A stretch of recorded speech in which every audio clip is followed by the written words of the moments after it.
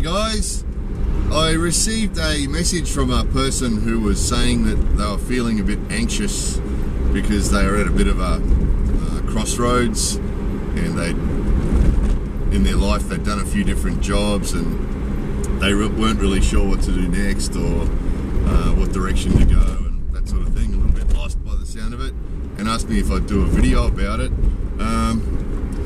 Difficult because different people are motivated by different things, and you know, it's difficult for anybody to be able to say anything that might help somebody else with a situation like this. But I'll just throw a couple of observations out there. One is I think we can often have that feeling from when we're young. I know, you know, I think it's one of the typical things that we do to people at high school. You know, towards the end of high school, people say, right, what career do you want to do? You know, and you know, I think that's where it starts, and that's really difficult, isn't it? You know, asking school kids, you know, what do you want to do? What job do you want to do? What career do you want? You know, when they're like 14 or 15 or something. It's just, you know, it's pretty unrealistic, really, isn't it? I mean, some people know. I had one friend, I have one friend, we've been friends since kindergarten, and in high school he saw a documentary about offshore oil rigs and the people that work on them, and it just inspired him, and he just decided he wanted to do it. And he looked into it, and he found that, you know, to do it you need to start by doing something, and then you can do something else, and you can work your way up through the, you know, through the industry. And he made the decision at like 16 years old, and he did it. He actually did every step that he had to do. And his dream was to work offshore on oil rigs in the North Sea as a driller, which is one of the higher level people on the oil rig. He did it. He did it one step at a time. It took him 20 years all up to get from the beginning or the bottom to the top. But every step, and he knew from when he was 15 or 16 that's what he was going to do, and that's what he did. And you know, amazing. But I think that's really rare. I don't know anybody else that did that.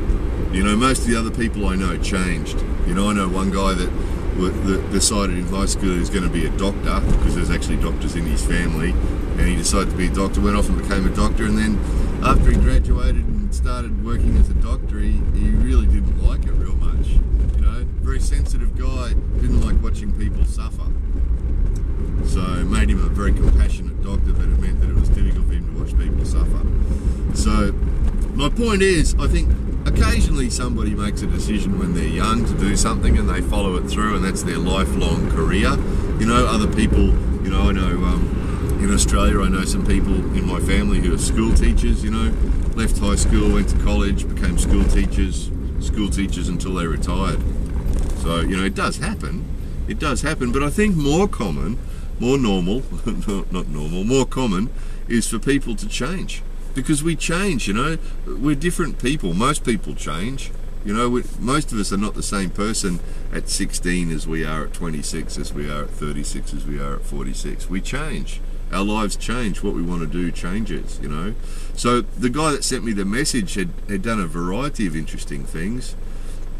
Just another observation, you know, this is all pretty random, I know, but another observation is, I know myself, I did a variety of things before now. You know, being an old dude, I've had lots of time to do lots of stuff. And it's interesting how different things that have nothing to do with each other often come together. So the skills that we might get from one particular job and the skills that we might get from a totally different job might come together to allow us to do a totally different job.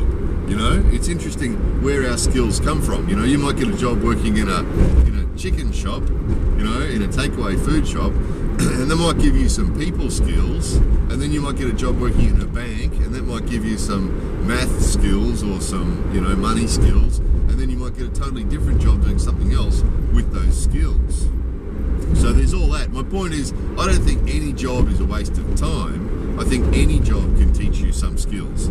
You know, one of my earliest lessons when I was 13 years old, I used to mow people's lawns for money.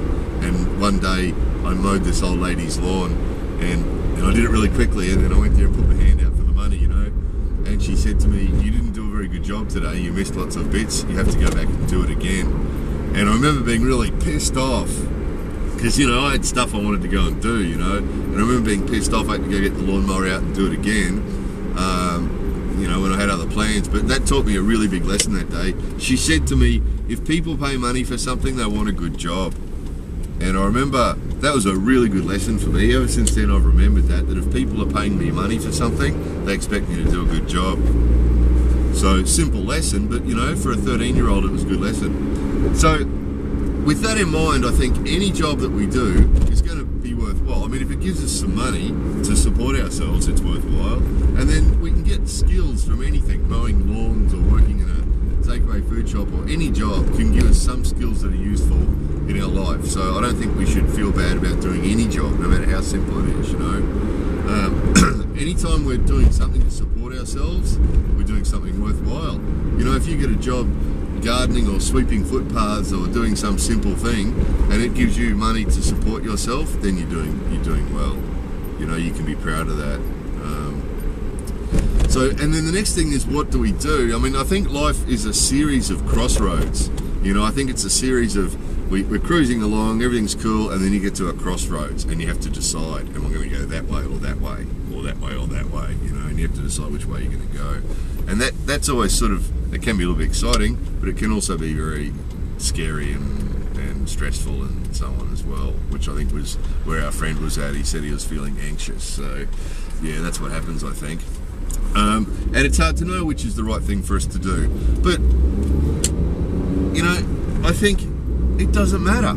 It really, in the big picture, it doesn't matter. Like, you know, okay, we have to look at which direction to go, and then we have to decide which way we want to go, you know. And I think it is difficult sometimes, but really we have to decide for ourselves which direction we want to go, what we want to be doing with our lives, you know.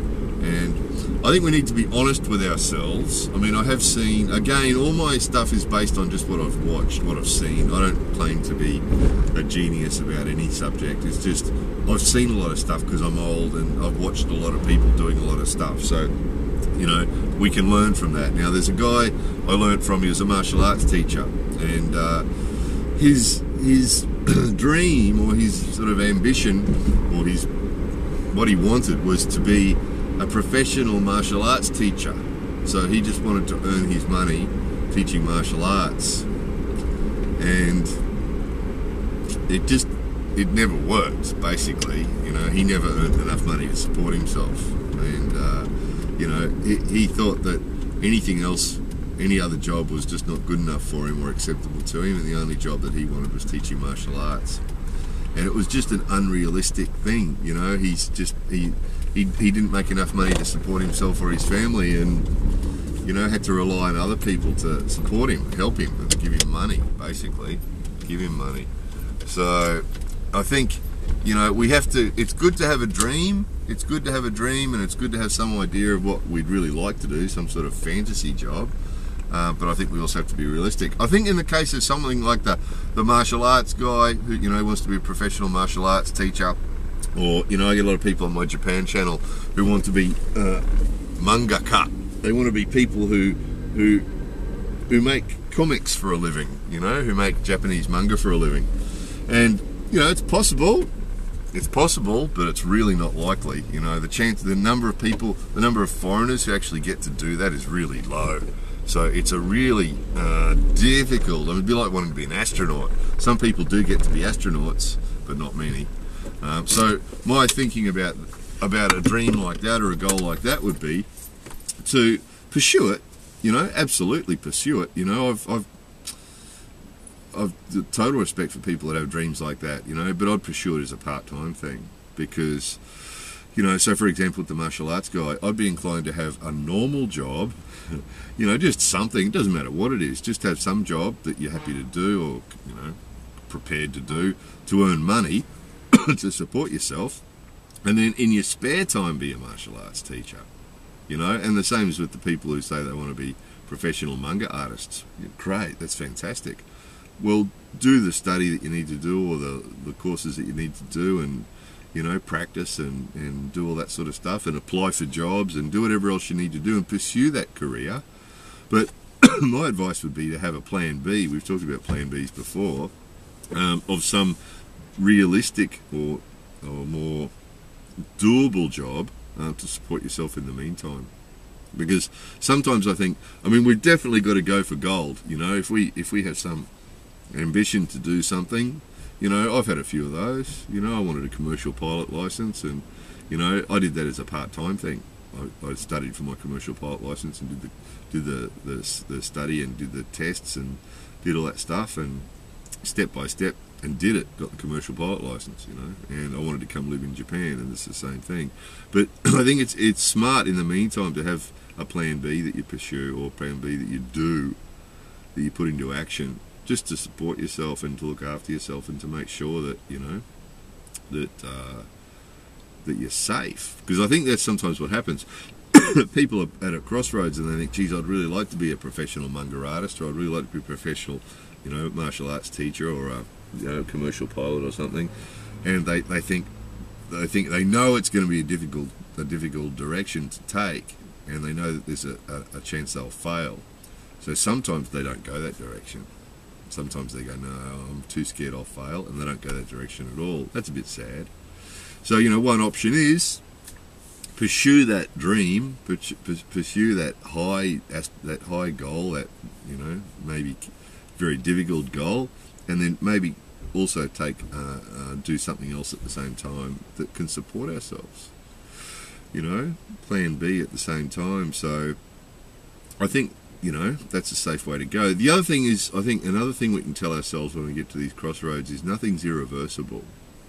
You know, so if you've got to take a big decision and do something big, it's not irreversible, you know. So an example is, you know, people often ask me about coming to live in Japan, you know, what's it like living in Japan, and I'd like to live in Japan, what do you think? And, you know, I say to them, have you been here yet? And they say no. So my advice always is come and try it for a year, you know, and that's, then it's not irreversible, you know. Come try it for a year. If you like it, fantastic, you can pursue it. If you find that it's not what it appears to be from the outside looking in, which it's not, then you can decide to go back and do what you were doing before, or go back and do something different, or go somewhere else. So I think that's what living's all about, you know. I mean, you can do that same career from when you're 16 to when you're 65. You can do that, you know, the one career all your life. Fantastic. There's a certain amount of, I'm sure there's a certain amount of satisfaction and low stress in that. And I know people that have done that, you know, their career is just that. It's just their career, and they do that same thing for 45 years. In the meantime, they've got hobbies going on and other stuff going on, you know. So there's that way. But the other people, the rest of us, who do something for a few years and then change and do something else and do something else, that's fine. That's fine. I think as long as we can look after ourselves, I think that's one important thing I've noticed. You know, the people that don't support themselves, the people that, you know, that don't support themselves, that can't pay their bills, that adds an incredible amount of stress onto us if we can't pay our bills. You know, it really is, and I think we have to keep that in the back of our mind. And I think that's another thing. When you're young, it's hard to think about the future. You tend to think about tomorrow. You know, when I was 16, people say, what do you want to do in your career? What do you want to do for the rest of your life? All I was thinking about is what I wanted to do on the weekend. I didn't care about what I was going to do in 20 years' time. But I think we do need to think about the realism, you know, like, you know, if we decide we want to be a manga artist, that's really good, but I think we do need to think about how we're going to pay our bills, because that is important. You know, anybody who's been at a point in their life where they've had bills and no money understands that's a terrible situation to be in. So I think when we make these decisions, we have to keep that in the back of our mind. How am I going to pay the bills? If that's sweeping streets, you know, if you're studying to be a manga artist, or to be a commercial pilot, or astronaut or something, then, you know, have a part-time job sweeping footpaths or something to earn enough money to pay the bills is a, you know, smart thing to do. Smart thing to do, you know, as long as we can pay our bills. I think that's really important. Even when you're a single person, you've got to be able to pay your bills, and if you're a family person, it's even more important, you know.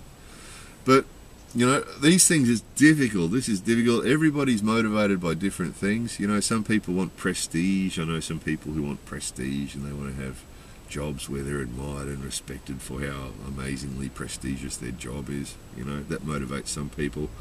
Other people want millions of dollars. I must admit, when I was young, I had fantasies about millions of dollars, and then I realised, for me, it wasn't worth the cost. You know, that I noticed that people who do have millions of dollars usually have given up a lot for it.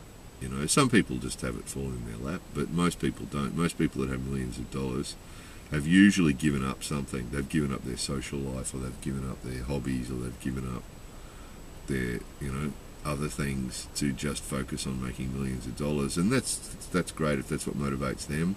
But I decided a while ago that it wasn't worth it for me.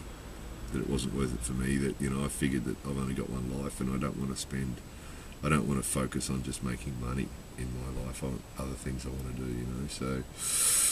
So yeah, to the guy who sent the message, yeah, I hope some of this rambling has helped you. You know, don't stress. Just, you know, if you are stressing, just look at what is causing you the stress and deal with that. So if the stress is about money, how you're going to pay the bills, well, just come up with a plan B. Come up with a part-time job, or do something that you can use to pay your bills. You know, work out what is causing you that anxiety you're talking about and deal with it. If it's just anxiety about making the right decision or what's going to happen in the future, you just have to tell yourself that it's not irreversible, and that, you know, it'll be okay. You know, it'll be okay. If you've got a plan B, I think one of the things, when we find ourselves worrying about the future, I think often that's from uncertainty. One of my strategies for that is think about the worst possible scenario. So think about the worst possible thing that can happen that you're worried about. You know, okay, well, you know, I'm worried about if I do that maybe I won't have any money and won't be able to pay the bills, or if I do that, maybe, you know, I'll have this other problem. Think about what the worst possible scenario is. That way you'll find out what's causing you the anxiety, and then come up with a plan. So, you know, I'm worried if I go to Japan I won't like it, and, you know, and I'll want to go back to, okay, if that happens, what will I do? Because I think that often helps us feel better or less stressed if we think about what it is that's worrying us and come up with a plan. Okay, well, if that really happens, you know, whatever this is, it could be personal relationships. You know, oh, if my girlfriend leaves me, it'll be the end of the world. Well, okay, well, just be brave for a minute and think about it. If your girlfriend leaves you, what will you do? Well, if my girlfriend leaves me, I guess I'll be free to join that club I wanted to join and go and do that thing. Okay, well, if she leaves me, I'll do that. You know, or just a plan B. We don't want to focus on the negatives, but I think if you've got something that's really bothering you, that's eating away at you and worrying you, if you stop for a moment and really look at that thing, you know, oh, I'm worried I'm going to lose my driver's license, oh no, you know. Well, okay, let's not focus on the negative, but let's deal with it. Okay, wait a minute. If I lose my driver's license, what am I going to do? Well, I guess I can take the bus to work. I guess I can use my bicycle to go to my friend's house. You know, it'll be a pain, but I can do it. You know, deal with it. Come up with a plan for that bad thing if it happens, and then you can forget about it.